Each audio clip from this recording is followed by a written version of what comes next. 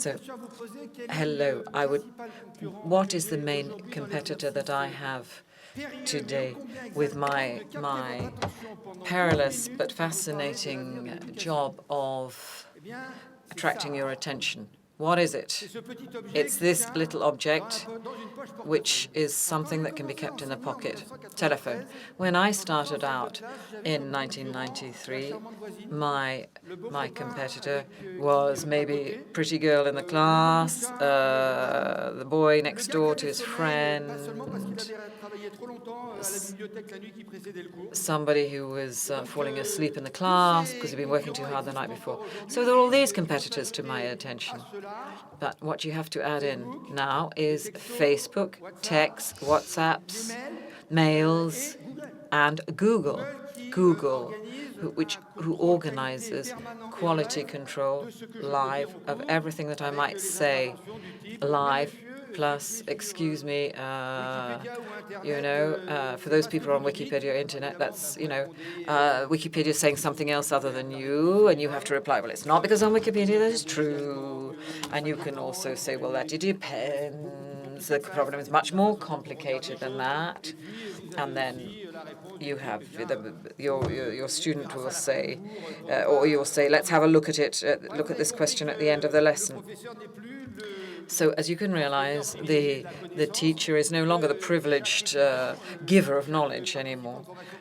So when people now come to a class, they have a smartphone or a computer, and they have a million times more anything that I can present to him. So we've got to move on, haven't we? With a relationship between the client and the teacher changes. So we'll have to address this. I think the mission now is twofold. First of all, transform the time that he teaches. For example, first of all, make sure that pupils can be actors in their own lessons. Secondly, make sure that they can take advantage. One can take advantage of collective intelligence by making sure the students are as active as possible, by changing the time in the classrooms and exchange of experiences, and exchange in terms of collective knowledge. So how can one do this? So what we have to do is accept these sort of devilish things and accept this new technology into our lessons.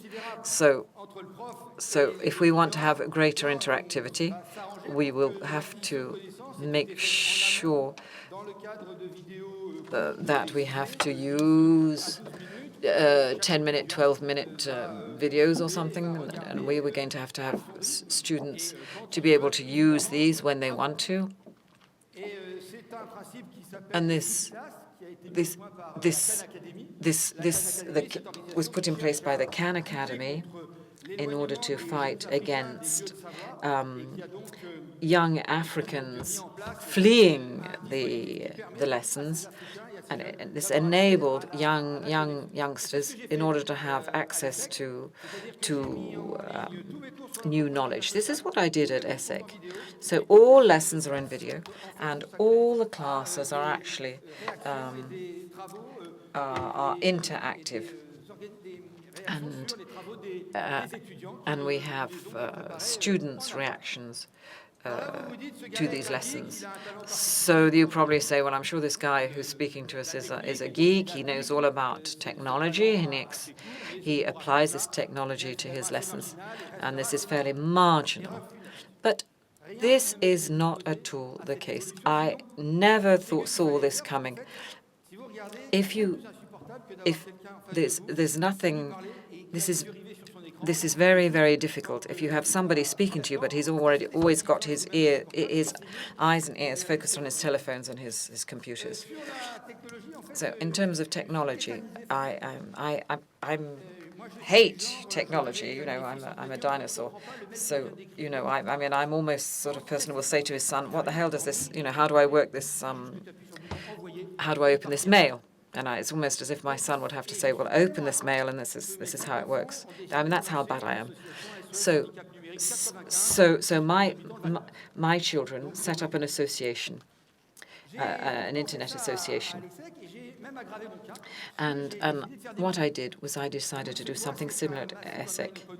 I had a massive open online course via a platform, via an internet platform.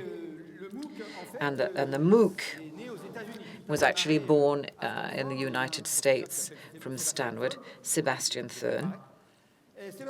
Sebastian Thorne was an intelligent bloke, robotic intelligence, and he said it to talk about robotic intelligence. 10,000 students.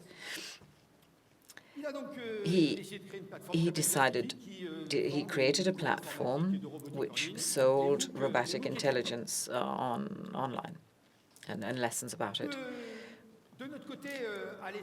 What we did at ESSEC, I decided to launch one of the first 2 MOOCs at ESSEC.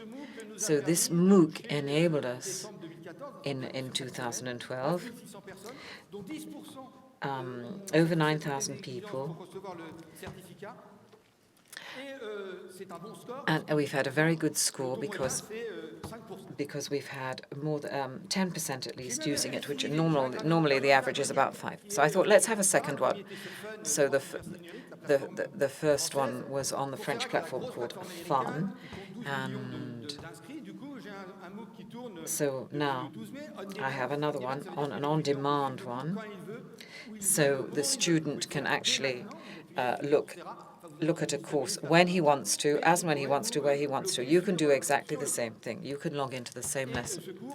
And this course, 450 new subscribers.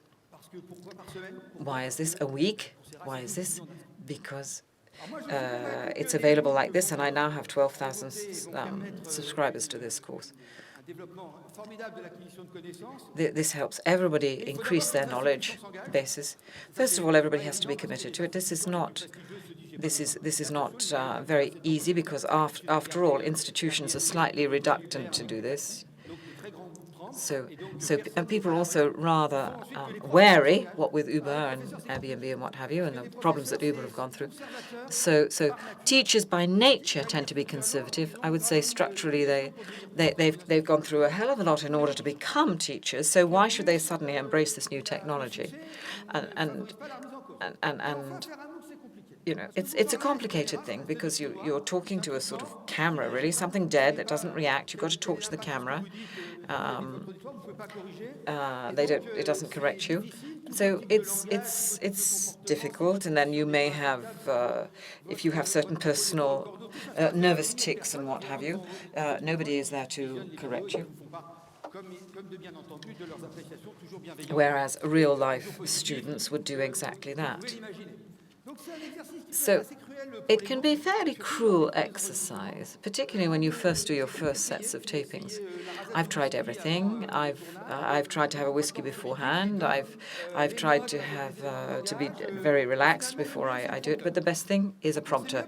The prompter is the best thing because you can organize your text accordingly. But a prompter with a young student who actually is encouraging and helping me at the same time. So it's complicated for institutions, it's complicated for the teachers, it's complicated as well for the students to some extent because it has to correspond to their desires. So if the lesson isn't interesting or if the student doesn't find it interesting, then he has to be involved in it after all.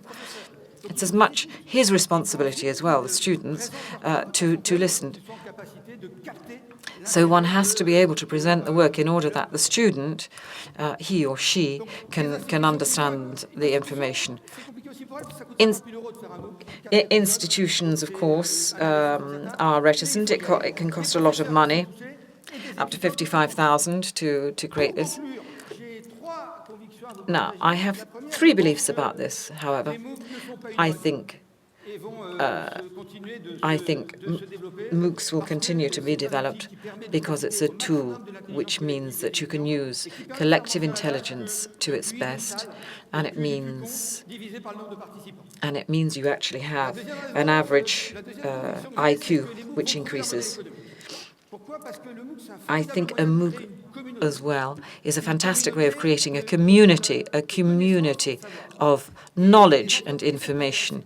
And companies are interested because companies can find a way of using these MOOCs and customize them and have small online presentations for their staff, for suppliers.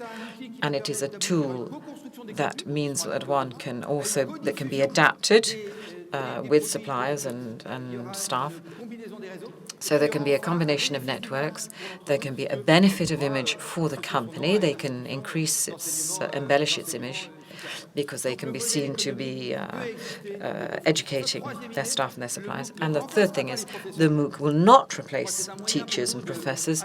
It is a way for us to improve our efficacy and to enlarge the audience.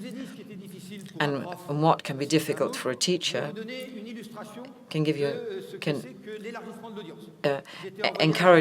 you can understand that it can increase the audience. For example, now what I'm going to do is I went to Morocco, for example, and when I went through the customs, I showed my passport, and she said, "Oh, you're a teacher at ESSEC," and she said,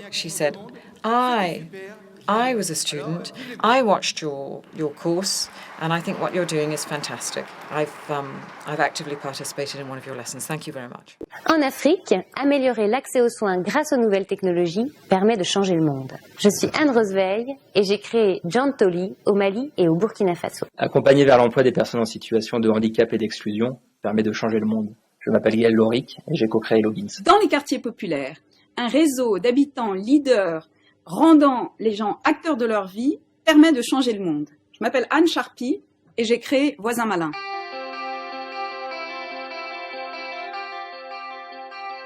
Leur point commun, ce sont tous des entrepreneurs sociaux. Ils le sont devenus parfois sans le savoir, souvent par choix délibéré, et une conviction commune les rassemble. Changer le monde avec sa motivation et ses idées, c'est possible. Durant 4 semaines, vous serez immergés dans l'univers de l'entrepreneuriat social et vous découvrirez des parcours d'entrepreneurs sociaux. En partant de leur cas particulier, je vous aiderai à identifier les éléments saillants de ces parcours, les enjeux d'une analyse du besoin social, les particularités des solutions imaginées par les entrepreneurs sociaux. Enfin, je vous donnerai des clés pour comprendre comment il est possible d'aller jusqu'au bout de son ambition et créer son entreprise sociale.